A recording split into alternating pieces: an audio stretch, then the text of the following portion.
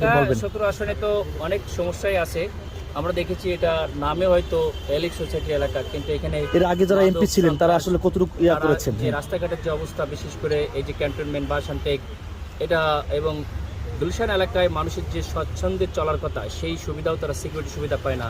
গুলশান বনানীর যে লেকটা সেটা টোটালি, সেখানে যে মানুষ যেভাবে যাওয়ার কথার যে যাওয়ার উপযোগী থাকা যায়, যে পলিউশন এবং মশার যে সমস্যা এবং ট্রাফিকের যে সমস্যা, এটা অঞ্চল ভিত্তিক আমার বিভিন্ন ধরনের কাজ করতে হবে। যেমন বস্তি এলাকায় একরকম কাজ, এলিট সোসাইটির জন্য একরকম কাজ, মধ্যবিত্তের জন্য একরকম। এলিট সোসাইটিতে তারা তাদের সেফটি সিকিউরিটি এবং লেক এগুলো চায়, আমরা সেরকম অ্যারেঞ্জমেন্ট করব।